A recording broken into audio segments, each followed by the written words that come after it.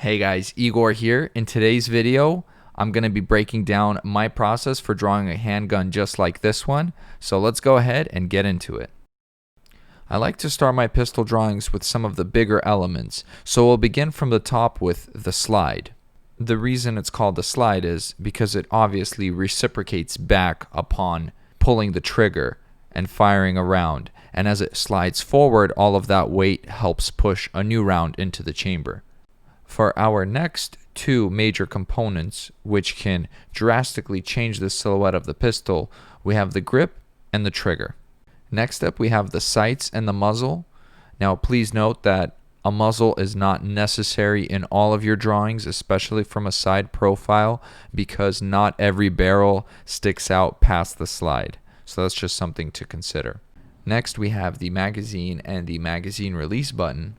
And you can see the positions of these two. The magazine itself will stick out beyond the handles in most contemporary pistols because it allows you to physically grab onto it and reload. And the mag release button is located somewhere near your thumb. Most modern handguns will actually have it on both sides, so be sure to include it in your design. Nobody wants a pistol that you can't maintain, so be sure to include some sort of takedown lever. This is usually located at the center point of the pistol, and then be sure to include a slide lock, which conveniently does exactly what it's named after, locking the slide in its rearward position. And last but not least, we have the extractor port, which is usually either located on top of the slide or on one side of the slide, and slide serrations, which assist in manipulating the slide in order to clear jams or chamber a new round. Now, with all of those components included, we are left with the line art for the pistol. So let's go ahead and get into the next step. So just like the tank tutorial, we move on to the color fill, where I take all of the empty spaces that I want colored and I go ahead and drop a solid color in there. With our solid color in place, we are ready to add some shadows, just taking a slightly darker color, a little bit more saturated, and putting it into the areas that would not see as much light. And speaking of light, it's time to add a few highlights here and there. Again, I went for a very simple top-down kind of direction for the light. And lastly, we start to add a bit of details. Here I went in and I added some stippling to the handle itself, as well as added a few little circles for things like random bolts, maybe a rail attachment, a little logo, some scratches here and there. And overall, I would say I'm pretty happy with that. So let's use this process and let me show you a bunch of other pistol designs that I went ahead and did. So here they are. Now I will say they are a little bit more simple than the one that we just went through. I didn't do as much cleanup on them, but I'm going to talk about why I chose to make them look the way they do. So let's get into it, and we'll start with the first and probably the most simple and basic one. So here we have an almost identical design to the Glock in terms of all the components being in roughly the same places. And this was mainly done just so I have a baseline of what it is I'm kind of tweaking in future designs, and what a common pistol might look like. For the second one, we get a little bit crazy. As you can see, the handle is skeletonized, so it's got holes through it. Now you might think, well, where do you put the mag? Well, that little component in the back, I made it like a one-shot pistol where you have to open up the rear hatch, put a new round in, and close it, kind of like an old school, I think it was called a Webley. So it's a one-shot integrally suppressed barrel, which means the whole suppressor covers the length of the barrel, and I thought it would be kind of a cool, weird little design, so that's what we have here. Design 3 is a little bit wild as well. We have a more boxy shape where the magazine is now in front of the handle, so the slide mechanism, and in order to put a new round into the chamber, needs to be reconsidered. I didn't think about this one too much. I just wanted a more like RoboCop, Judge Dredd type of design, so here we are. For example 4, we have my take on a more compact design. Number 5 features a pretty wild compensator system, and a compensator is just something that will compensate for recoil by shooting some of the gases in the opposite direction of the recoil. So if the gun was to climb up and the gas shoots up, well, now the gun wants to point downwards a bit. This one also features some sort of red dot. Example 6 is my take on a competition pistol, and this one features a lot of wild things, but a lot of times these additions are included on real pistols, like a compensator, a flared mag well, just to name a few. Here is another compact design, this time with an extended magazine and a built-in compensator, so maybe something that supports full auto. Example 8 is the only pistol I included a suppressor on, but I had to make sure that I elevated this sight so that they could see over it, and this one also features a flashlight attachment. And finally, we have a pistol that I tried to design with full auto in mind. So you have a little brace, as well as a foregrip, a massive compensator, and an extended mag. Okay, so what's next? Well, you might be saying, Igor, okay, so we saw a bunch of 2D designs of different pistols. Cool. Show us some 3D stuff. Well, let's get into that, and I'm going to talk about and hopefully help you understand how to draw pistols in 3D. So here we have a collection of drawings that I did using reference photos that I took, and I tried to put the pistol in all sorts of different positions so that I can, first of all, better understand how to draw pistols in all positions myself, but also help illustrate the process for you guys. Now, one of the things that I think is very helpful to think about when you're trying to draw pistols in a 3D environment is to consider the shape of the slide.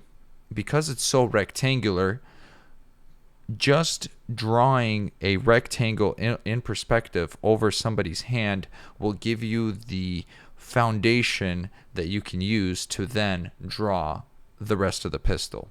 As you can see here, I'm overlaying the red rectangles over the existing image, and for the most part it fits. I mean, I didn't use a ruler or anything, but you see how close it comes.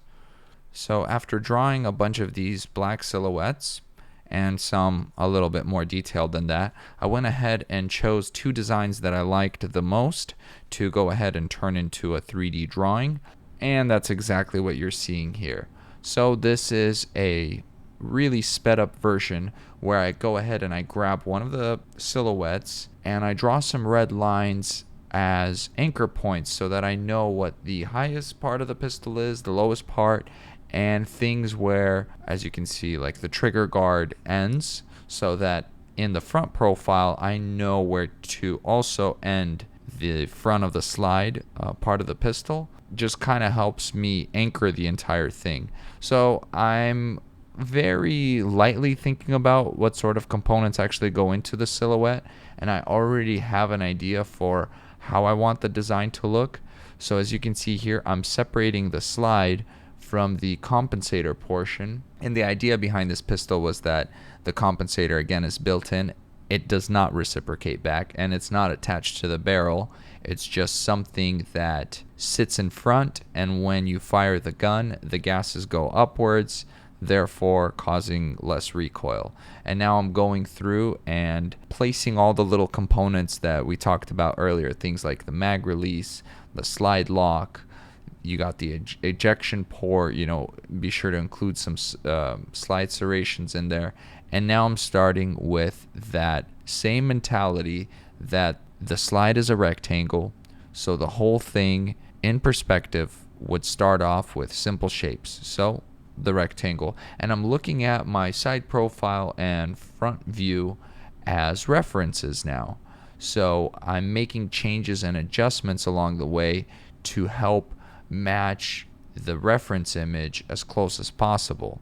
So you'll see me making corrections, things like the handguard being too high up. The end result, I still feel like I am not too in love with what I did with the handguard. The angle just kind of made it really hard to capture the correct position of it, and that's because I have these black outlines, whereas in a 3D sculpture or something, you wouldn't have a stroke outline. The edge would be where the design actually ends. So this is a little bit different, but I'm not complaining. It's just something to consider when you're working on your design. And yeah, you just see me adding in all the different components. Now, you can nitpick this all day. Like, there's no way that, this is perfect studio quality or whatever, but this should be enough to help you understand what goes into, making a pistol 3D, if that's the route you want to go.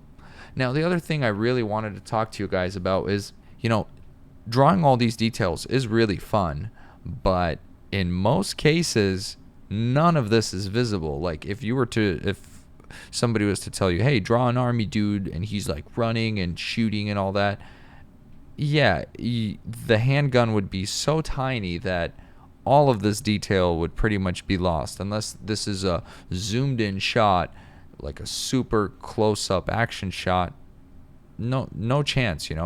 First of all, the hand would be covering something like 60% of the pistol, and then the rest that you see is from so far away that you just mainly get an idea of a rectangle. So anyways, back to the drawing. I'm going in, I'm adding highlights, adding some shadows. The color technique that I'm using, it kind of reminds me of something like Borderlands, which is cool. I like Borderlands, but that's because I'm using Adobe Animate, and since it's vector based, then I don't have the luxury of using soft gradients and fancy shadows. So I'm going in and kind of simplifying it that way. So as I approach the end of this drawing, here we have the final version with a few adjustments to cleaning up the lines and making sure that the proportions and the perspective just matches everything. But yeah, this is the completed pistol. I went ahead and called it the Hammer. Hopefully that's a fitting name. I thought it was pretty fitting for the design shape and all that. Now let's take a look at another pistol design that I did. I don't have a recording of this one, but same exact process. Start with the rectangle, start carving, have reference points, and then you'll come to your end result. So here is this one. I named it the cleaver because just like a cleaver knife, it has that long overhang portion. And this is a design that I've featured before in a painting for Cosmic Commandos. I decided to reintroduce it, maybe think about it a little bit more. And for this design specifically, I moved the ejection port forward a bit more because you're ejecting shells that are being chambered from the front. So that's just a little something to think about.